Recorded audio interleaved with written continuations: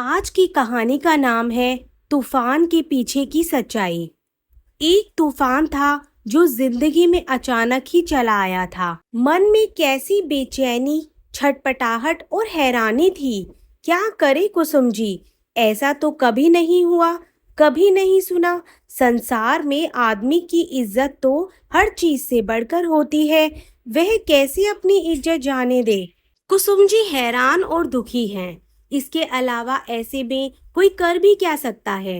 बात शुरू से बताती हूँ। दरअसल कुसुम जी एक संपन्न और सुखी परिवार की बहू है। घर में सास ससुर है, पति है, 3 प्यारे प्यारे बच्चे हैं। उनके घर में ना रुपए पैसे का अभाव है, ना सुख शांति का। दूसरे घरों में आए दिन झगड़े फसाद होते रहते हैं, मगर कुसुम जी की छोटी सी गृहस्थी इन सब से बची हुई है। कुसुम जी के पति क्रोधी नहीं है, सास भी झगड़ालू नहीं है, सब प्रेम भाव से रहते हैं। घर में कोई मेहमान आ जाए तो भारी नहीं पड़ता, 2 वक्त का भोजन उसे भी कराया जा सकता है। कोई नाते रिश्तेदार हो तो चलते समय छोटा मोटा उपहार, यानी कोई अच्छा कपड़ा या 11-21 रुपए देने में घर का बजट भी नहीं गड़बड़ होता। अतिथि बोझ ना हो, सिर पर कर्ज ना हो, घर में सुख शांति हो, इससे ज्यादा और क्या चाहिए। कुसुम जी छम छम करती अपने आंगन में घूमती फिरती है और रसोई, दालान, बैठक आदि सब जगह की व्यवस्था स्वयं देखती रहती है। रसोई के लिए महाराज है और बर्तन साफ करने के लिए मेहरी। बाजार का काम देखने को घर में कई नौकर चाकर भी हैं। सास सुशील सुंदर बहू पाकर घर की जिम्मेदारी उसे सौंप चुकी है और आराम से जिंदगी के बाकी दिन गुजार रही है। ऐसे में क्या तूफान खड़ा हो सकता है? क्या पति इधर उधर ताक झाक करता है? अजी नहीं, वह तो रहट का बैल है। बेचारा कंधे पर गृहस्थी का जुआ लेकर उसी धुरी के इर्द गिर्द घूमता रहता है। उस गरीब को तो घर की दाल रोटी के अलावा कभी बाजार की चाट पकौड़ी की चाहत तक नहीं हुई। हुआ यह है कि कुसुम जी के घर मेहमान आए, वह अक्सर आते ही रहते हैं, यह कोई नई बात नहीं है। वह ठाठ से 2-3 दिन रहे, जिस काम से आए थे वह निपटाया और फिर शहर भी घूम आए। उस दिन वह सुबह सवेरे चलने को तैयार हुए, अटैची बंद की, बिस्तर बांधने लगे। आधा बिस्तर बिस्तर बंद में जमा चुके तो मालूम पड़ा कि उनका कंबल नहीं है। उन्होंने फिर से देखा जांचा, वह मेहमानों के जिस कमरे में टिके हुए थे उसमें उनके अलावा और कोई नहीं ठहरा था। अपनी चारपाई देखी, नीचे झांक कर देखा कि शायद चारपाई के नीचे गिर गया हो, लेकिन कंबल वहां भी नहीं था। वह अपने सब कपड़े सहेज कर पहले ही अटैची में बंद कर चुके थे। कोई और जगह ऐसी नहीं थी जहां कंबल के पड़े होने की संभावना होती। मेहमान को घर के मालिक से कहने में संकोच हो आया। क्या एक तुच्छ कंबल की बात इतने बड़े और इज्जत वाले आदमी से कहना उचित होगा? वैसे कंबल पुराना नहीं था, यात्रा के लिए ही खरीदा गया था। रुपए भी पूरे 300 खर्च हो गए थे। ऐसे में उस नए कंबल को संकोच के मारे छोड़ जाने के लिए भी दिल नहीं मानता था। मेहमान ने झिझकते हुए कुसुम जी के बच्चे शरद से पूछ लिया, बेटा यहाँ हमारा कंबल पड़ा था, अब मिल नहीं रहा है। शरद ने इधर उधर नजर दौड़ाई, कंबल कहीं ना पाया तो जाकर माँ से कहा। उस वक्त कुसुम जी रसोई में महाराज को निर्देश दे रही थी। शरद की बात सुनकर तुरंत मेहमान के पास दौड़ी आई। उन्होंने देखा कंबल नहीं था। घर का कोई भी सदस्य मेहमान के कमरे में नहीं आता था, इसलिए किसी का वहां आकर मेहमान का कंबल ले जाना समझ में नहीं आ रहा था। कुसुम जी ने यूं ही दिल की तसल्ली के लिए घर के बिस्तर उलट पुलट कर डाले। हालांकि उन्हें यकीन तो पहले से ही था कि घर का कोई भी सदस्य कंबल नहीं उठा सकता, पर मेहमान और अपनी तसल्ली के लिए उसे ढूंढना तो था ही। कुसुम जी मन ही मन बड़ी झेप महसूस कर रही थी। मेहमान के सामने हेड़ी हो गई। क्या सोचेगा भला आदमी, कैसे लोग हैं, बिस्तर में से कंबल ही गायब कर दिया। कौन कर सकता है ऐसा गलत काम? सास ससुर को ऐसी बातों से कोई मतलब नहीं। वह तो लाखों का व्यापार और घर बार सब बेटे बहू को सौंपे हुए बैठे हैं। भला वह कैसे मेहमान का एक कंबल ले लेंगे, ऐसा सोचा ही नहीं जा सकता। और बच्चे, वे स्वयं अपना तो कोई काम करते नहीं, फिर मेहमान के कमरे में जाकर उसका बिस्तर क्यों ठीक करेंगे। और फिर जहाँ तक कंबल का सवाल है, वे उसका क्या करेंगे। उन्हें किसी चीज की कमी है जो वे चोरी करेंगे। रही किसी के मजाक करने की बात, तो उनके बड़ों से मजाक करने का सवाल ही नहीं उठता। कुसुम जी दिल ही दिल में सवाल करती रही, सारी संभावनाओं पर विचार करती रही, पर उससे कुछ हासिल ना हुआ। कंबल तो ना मिलना था, ना मिला। कुसुम जी का मन जैसे कोई भंवर बन गया था, जिसमें सब कुछ गोल गोल घूम रहा था। महाराजन, वह तो चौके के अलावा कभी किसी के कमरे में भी नहीं जाती। उसके अलग थलग बने मेहमानों के कमरे में जाने का तो कोई सवाल ही नहीं उठता था। मेहरी, वह बर्तन मांजकर चौके से ही आंगन में होकर पिछवाड़े के दरवाजे से निकल जाती है। गरीब आदमी के ईमान पर शक नहीं करना चाहिए। फिर कंबल गया तो गया कहाँ, अब मेहमान से भी क्या कहे। कुसुम जी की परेशानी सुलझने का नाम ही नहीं ले रही थी। तभी मेहमान ने अपना सामान लाकर आंगन में रख दिया। वह कुसुम जी को नमस्कार करने के लिए आया।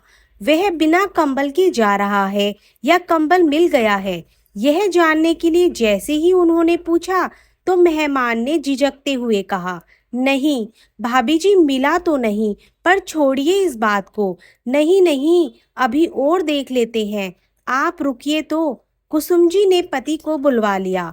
इत्तला की कि मेहमान का कंबल नहीं मिल रहा है। वह भी सुनकर सन्न रह गए।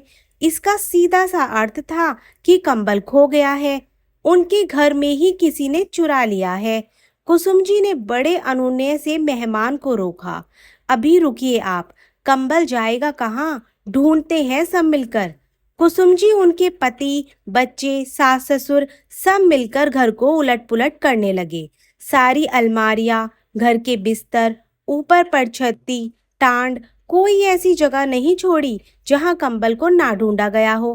कुसुम जी ने पहली बार गृह स्वामी को ऊंची आवाज में बोलते सुना, घर की कैसी देखभाल करती हो, घर में मेहमान का कंबल खो गया, इससे बड़ी शर्म की क्या बात होगी। कुसुम जी तो पहले ही हैरान परेशान थी। पति की डांट खाकर उनका जी और छोटा हो गया। उनकी आंखों से आंसू टप टप टपकने लगे। साथ ही वह सब जगह कंबल की तलाश करती रही। ऐसा लगता था जैसे घर में कोई भूचाल आ गया हो। दालान में बैठा मेहमान मन में पछताने लगा कि अच्छा होता कि कंबल खोने की बात बताए बिना ही वह चला जाता। क्यों शांत घर में सुबह सवेरे तूफान खड़ा कर दिया। इस दौरान गृह स्वामी का उग्र स्वर भी टुकड़ों टुकड़ों में सुनने को मिल रहा था। मेहमान सोचने लगा, 300 रुपए अपने लिए तो बड़ी रकम है, पर इन लोगों के लिए वह कौन सी बड़ी रकम है जो इस कंबल के लिए जमीन आसमान एक किए हुए हैं। मेहमान ने उठकर फिर गृह स्वामी को आवाज दी, भाई साहब, आप कंबल के लिए परेशान ना हो, अब मैं चलता हूँ। नहीं, ऐसा कैसे हो सकता है, आप बस 10 मिनट और रुकिए। मेहमान को जबरदस्ती रोककर गृह स्वामी बाहर दरवाजे की तरफ लपक लिए। वह आधे घंटे बाद लौटे, हाथ में एक बड़ा सा कागज का पैकेट लिए। उन्होंने मेहमान के सामान पर पैकेट लाकर रखा और बोले, भाई साहब, इनकार ना कीजिएगा, आपका कंबल हमारे यहाँ खोया है, इसकी शर्मिंदगी ही हमारे लिए काफ़ी है।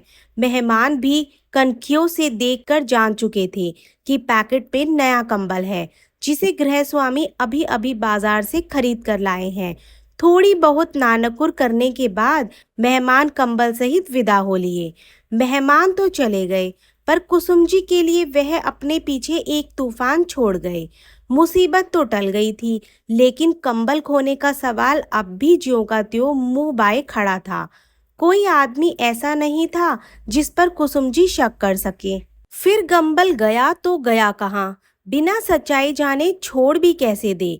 इसी उधेड़ बुन में कुसुम जी उस रात सो नहीं सकी। सुबह उठी तो सिर भारी और आंखें लाल थी। इतना दुख कंबल खरीद कर देने का नहीं था, जितना इस बात का था कि चोर घर में था। चोरी घर में हुई थी। कुसुम जी यह समझती थी कि घर में उनकी मर्जी के बिना पत्ता भी नहीं हिल सकता, पर अचानक उनका यह विश्वास हिल गया था। किससे कहें कि ठीक उनकी नाक के नीचे एक चोर भी मौजूद है, जो आज कंबल चुरा सकता है तो कल घर की कोई भी चीज चुरा सकता है। घर में कुछ भी सुरक्षित नहीं है। कुसुम जी की समझ में नहीं आ रहा था कि ऐसी स्थिति में क्या करना चाहिए। इसी परेशानी के आलम में उनकी सहेली सविता ने परामर्श दिया कि पास में ही एक पहुंचे हुए ज्योतिषी बाबा हैं। वह बड़े तांत्रिक और सिद्ध पुरुष है। कैसा भी राज हो, बाबा को सब मालूम हो जाता है। कुसुम जी का कभी किसी ज्योतिष या तांत्रिक से वास्ता नहीं पड़ा था, इसलिए उनके मन में उनके प्रति अविश्वास की कोई भावना नहीं थी। दरअसल उनके जीवन में ऐसा कोई टेढ़ा मेढ़ा मोड़ ही नहीं आया था जिसमें से निकलने के लिए कोई उम्मीद लेकर उन्होंने किसी बाबा आदि की शरण में जाना पड़ता। सविता का परामर्श मानकर कुसुम जी तैयार हो गई। उन्होंने यह जानने की उत्सुकता अवश्य थी कि अगर सचमुच ज्योतिष नाम की कोई विद्या है तो बाबा से जाकर पूछा जाए कि उनके अपने घर में आखिर कौन चोर हो गया है। जाने कितने गली कूचों से होकर कुसुम जी बाबा के पास पहुंची। भगवा वस्त्र, माथे पर त्रिपुंड, गले में रुद्राक्ष की माला, बंद आंखें और तेजस्वी मूर्ति। सविता ने उन्हें अपने आने का प्रयोजन बताया और चोर का नाम जानने की इच्छा प्रकट करते हुए बाबा के सामने फलों की टोकरी भेंट स्वरूप रख दी। बाबा ने उसकी ओर ध्यान भी नहीं दिया, किंतु उनके शिष्य ने टोकरी उठाकर अंदर पहुंचा दी। बाबा ध्यान व्यवस्थित हुए। कुसुम जी ने बड़ी आशा से उनकी ओर देखा, यह सोचकर कि वह पिछले दिनों जिस सवाल का उत्तर खोजते खोजते थक गई है, शायद उसका कोई उत्तर बाबा दे सके। बाबा की पलकें धीरे धीरे खुली। उन्होंने सर्वज्ञ की भांति कुसुम जी पर एक दृष्टि डाली और गंभीर स्वर में घोषणा की, चोर घर में ही है। चोर तो घर में ही था, बाहर का कोई आदमी घर में आया ही नहीं था। पर सवाल यह था कि उनके अपने ही घर में चोर था कौन। बाबा ने कहा, यह तो घर में आकर ही बता सकेंगे कि चोर कौन है। हम चोर के मस्तिष्क की लिखावट पढ़ सकते हैं। वारदात के मौके पर होंगे तो चोर से कंबल भी वहीं बरामद करा देंगे। कुसुम जी ने बाबा की बात मान ली। बाबा ने 2 दिन बाद आने का समय दिया। 2 दिन बाद बाबा को लेने के लिए कार भेजी गई। बाबा पधारे। उनके सामने घर के सब लोग चोर की तरह उपस्थित हुए। बड़े आडंबर और दलबल के संग आने वाले बाबा के स्वागत सत्कार के बाद चोर की पहचान का काम शुरू हुआ। बाबा ने घर के हर सदस्य को मेंटल डिटेक्टर की तरह पैनी निगाहों से देखा, फिर सिर हिलाया। इनमें से कोई नहीं है। इनके अलावा घर में कोई नौकर चाकर नहीं है क्या? महाराजिन और मेहरी है, दोनों को बुलाओ। उन्हें बुलाया गया। वे दोनों गरीब और ईमानदार औरतें थीं। घर में बरसों से काम कर रही थी। आज तक कभी कोई ऐसी वैसी बात नहीं हुई थी, लेकिन आज उनकी चोरों की तरह पेशी हो रही थी। अपमान के कारण उनके मुंह से कोई बात नहीं निकल रही थी। उन्हें डर लग रहा था कि बाबा का क्या, चाहे जो कह दे, बाबा को कौन पकड़ता फिरेगा। सब में अपनी किरकिरी होगी। कही बात और लूटी इज्जत किस काम की। बाबा ने दोनों नौकरानियों की ओर देखा। मेहरी की ओर उनकी रौद्र दृष्टि पड़ी। उंगली से इंगित किया, यही है। बेचारी मेहरी के सिर पर मानो पहाड़ टूट पड़ा। जिस पर घर के मालिक तक भरोसा करते आए थे, उस पर एक बाबा के कहने पर बिना सबूत चोर होने का इल्जाम लगाया जा रहा था। उसने बड़ी हसरत से मालिकों की ओर देखा, यह सोचकर कि शायद वे अभी कहेंगे कि नहीं, यह चोर नहीं हो सकती, यह तो बड़े भरोसे की औरत है। गरीब की तो इज्जत ही सब कुछ होती है। लेकिन नहीं, ना मालिक बोले, ना कोई और ही कुछ बोला। कुसुम जी ने कहा कि पुलिस को बुला लो। बाबा के अधरों पर विजय की मंद मंद मुस्कान नाच रही थी। मालिक ने अगले क्षण झपट कर मेहरी की चोटी पकड़ ली। हमेशा के मितभाषी, मृदुभाषी, पति के मुंह से झड़ती फुअड़ गालियों की बौछार से कुसुम जी भी अवाक रह गई। उनको भी मेहरी से कोई सहानुभूति नहीं थी। जिस पर भरोसा किया वही चोर निकली। जाने कितनी देर तक मेहरी पिटती रही। मालिक का हाथ चाहे जहां पड़ रहा, पूरे पूरे घर के आंगन में निरीह औरत की पिटाई होती रही। बाबा की आवाज गूंजी, कम्बल निकाल। मेहरी ने महसूस किया कि पीटने वाले का हाथ रुक गया है। कमजोर, थका टूटा, सिसकता हुआ स्वर निकला, कंबल तो नहीं है मेरे पास। कहाँ गया, कहाँ छिपा दिया? मेहरी चुप।